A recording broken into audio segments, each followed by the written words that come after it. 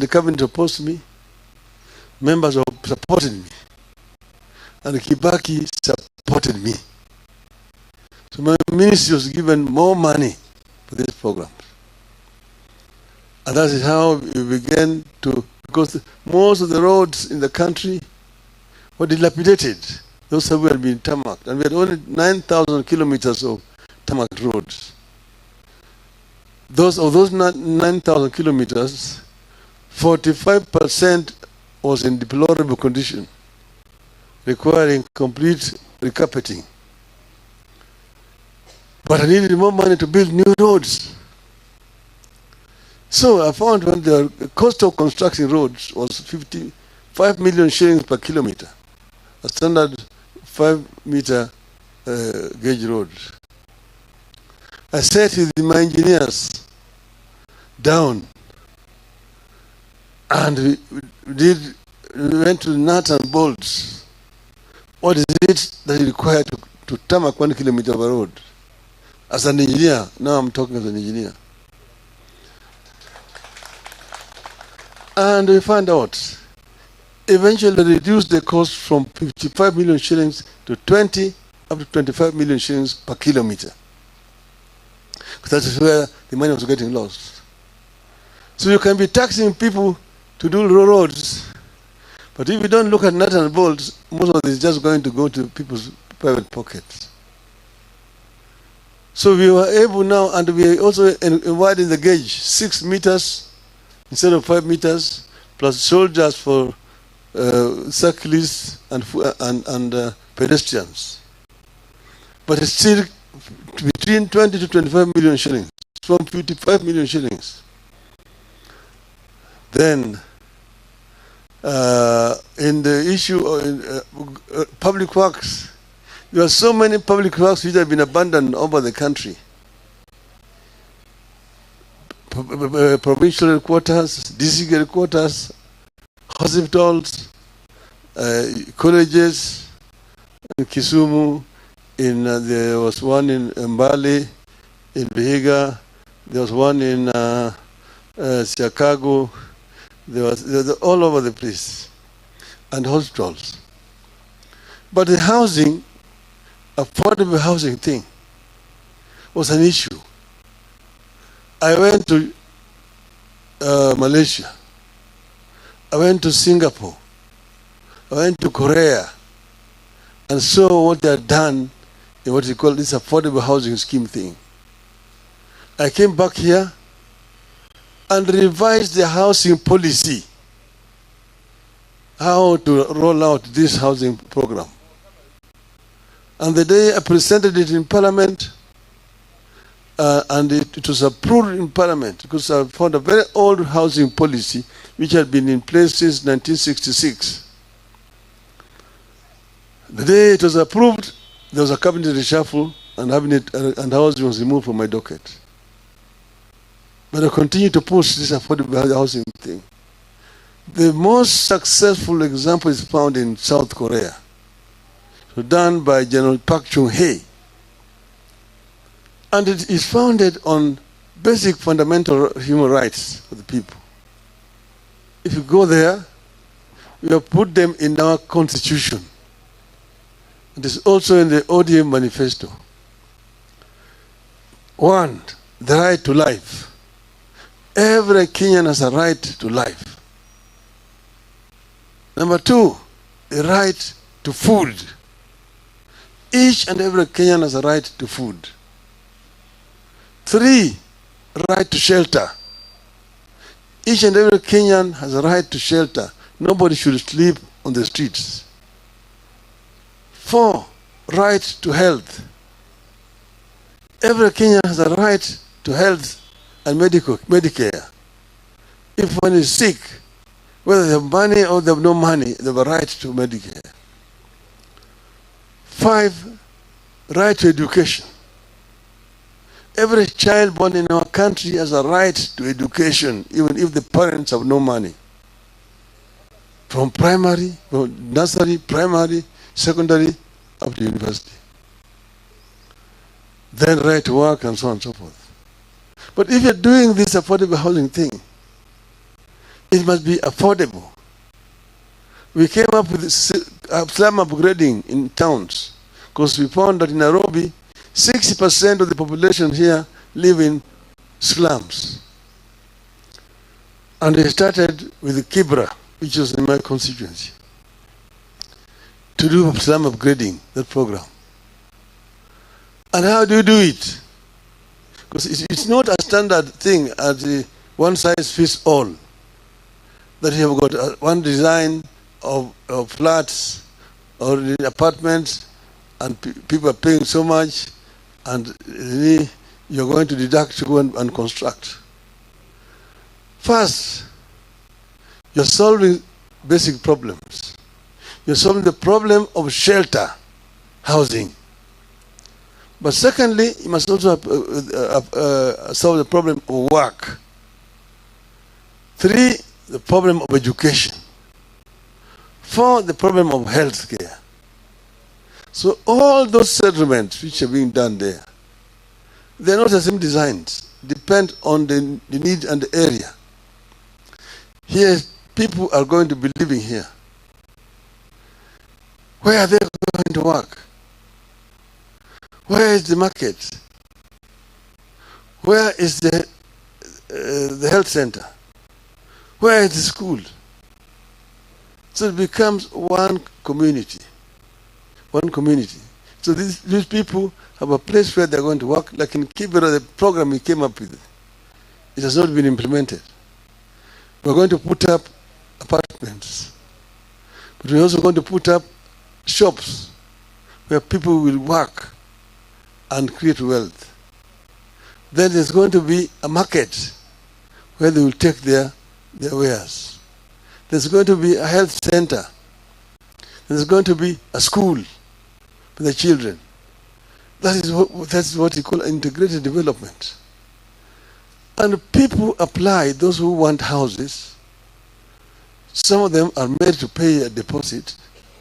The government made provision in the budget for rolling out this program countrywide.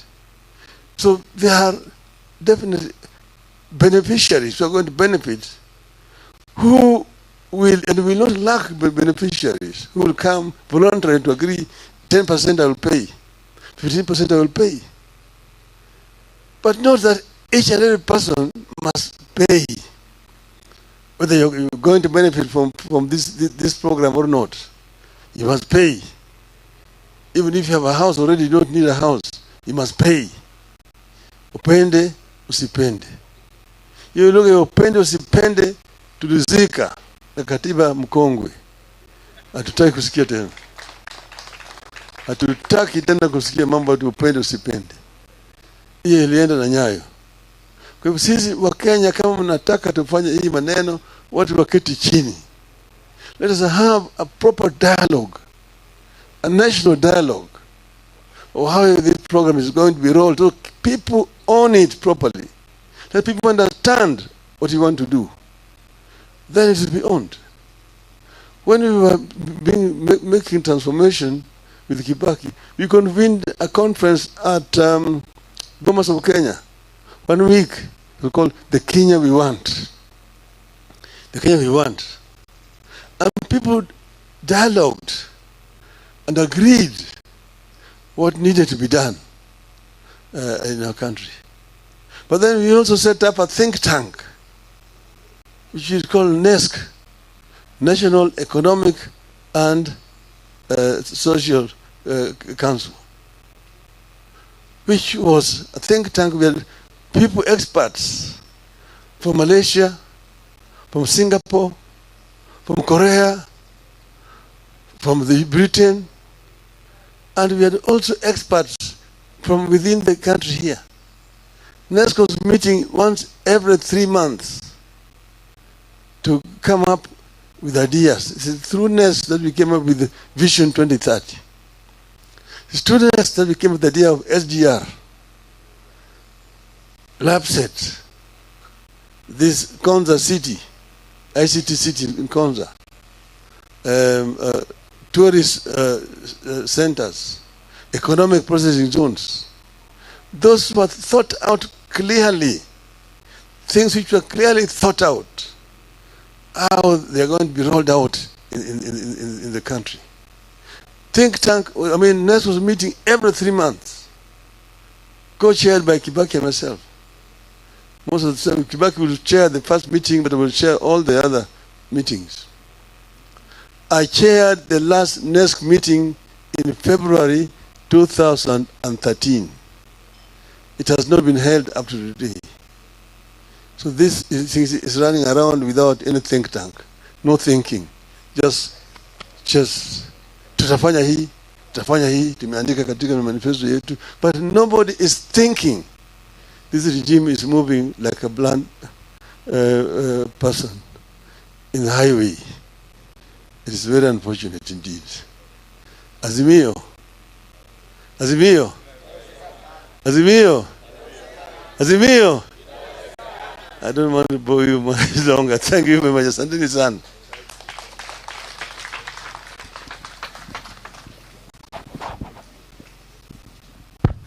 Thank you. Pigieni baba makofi mazuri. Anatueleza vyema the thinking that went behind the policies during their coalition government with Kibaki. It's one thing to see something successful. It's another thing to know what goes behind it for it to flourish. Nothing comes. That's why we are calling this government wash. Because there is no thinking and the time to plan for anything. So anything goes. You can call it a government of anything. Anything goes. Baba has explained what real housing program is, what it is and where it has been done. In Rwanda here it was done. First of all, they started with indicating grass-thatched houses for the very poor who are nothing. Inakuwa a national program funded by government funds, government budget. Now you don't go back asking people for money again, because even the government money is people's money, isn't it? Now you go asking poor people who have nothing, they are not able to build a house.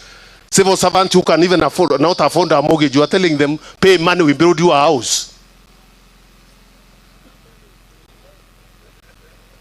Kwa sababu lengo ni pesa, watu hiyo ni biashara ya watu.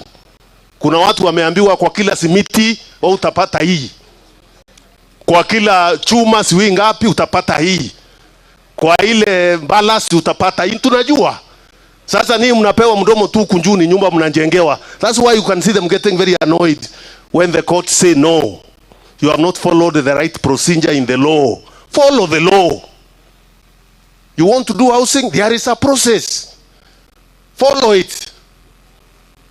Wanakuwa very annoyed because kuna commitment somewhere. If it doesn't work, if it does not work, there are certain commitments that have been given somewhere. So things won't work. Hiyo ndio unaona shinda. Mimi sitaki kuongea saindi, baba ameeleza. Tunataka sasa tuweze kuingia kwa ile awamu ya mwisho ya launching the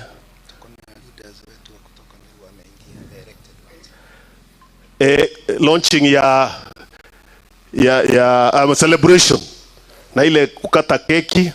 Lakini nilikuwa nataka tu nionyeshe viongozi wapya wale wameingia kwa chama yetu wajulikane tu.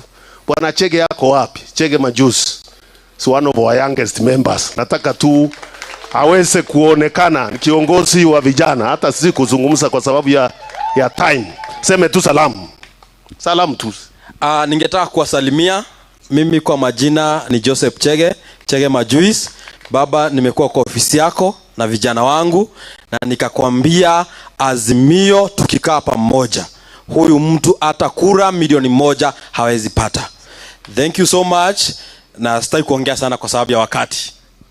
Bwana Kiruka kiongozi mwingine shupavu pia anatujoin hapa leo. Salamu tu.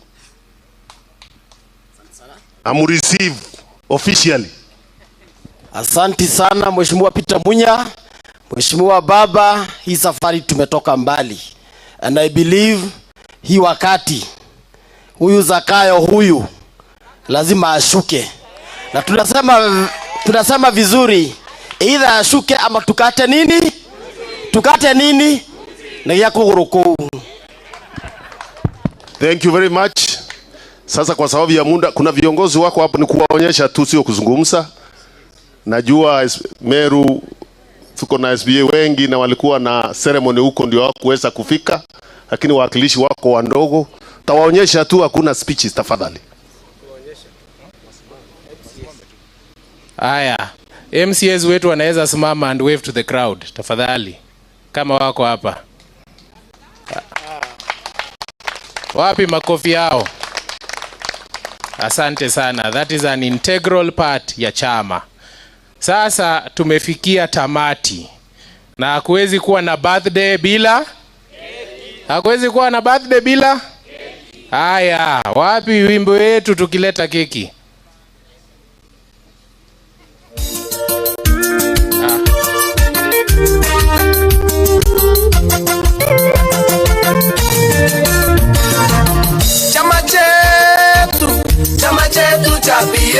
Chama cha pendeza, kazi iendelee. Chama chetu cha PNU, chama cha pendeza, kazi iendelee. Chama chetu cha PNU, Nairobi, kazi Kenya iendelee. Mombasa, chama chetu cha PNU, Meru, kazi Kenya iendelee. Nakuru, chama chetu cha PNU, Laikipia, kazi Kenya iendelee. Kisumu, chama chetu cha PNU, Naivasha, kazi Kenya iendelee. Na Embu, chama chetu cha PNU, Nyaluya, kazi Kenya iendelee. Wakamba, chama chetu cha PNU, kazi Kenya iendelee. Sasa party leader atatusaidia kukata keki akisaidiwa na kinara wetu baba, si ndio? Wapi makofi? Thank you. Yes. Not everyone, Wacha tuongozwe na party leader. Chairman, karibu. Yes. Haya, cameraman. Oh, mko hapa. Haya.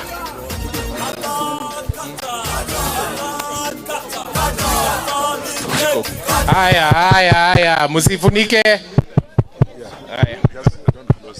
Okay. Haya, cameraman ndio hawa. Haya. Asante.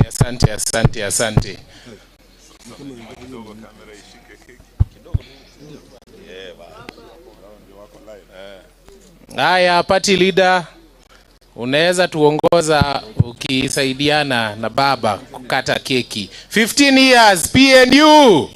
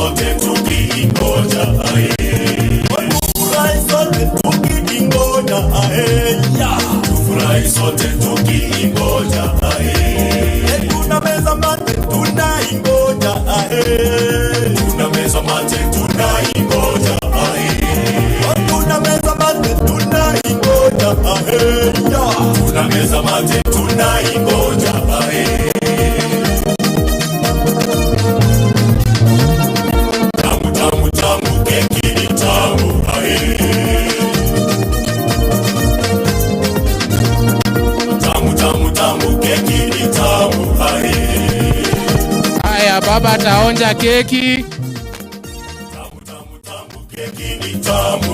Yo, baba anaonja keki ya PNU at 15. Thank you very much, Chairman.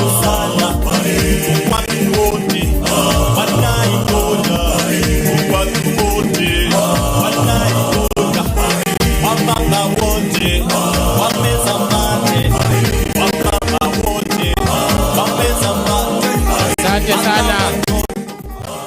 Other leaders, seni muonje keki.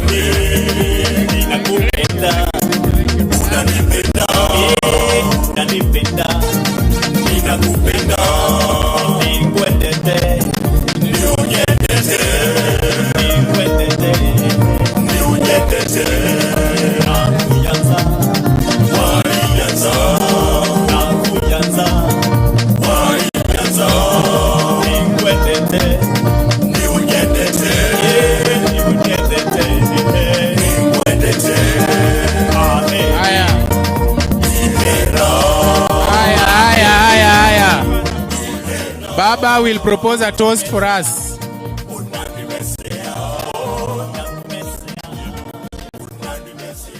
Hello. In honor of PNU's long life of 15 years, we want you to have many more years of life. For 15 years of PNU, cheers! Cheers! Cheers! Cheers! Cheers! Cheers! PNU hoye! PNU hoye! PNU hoye!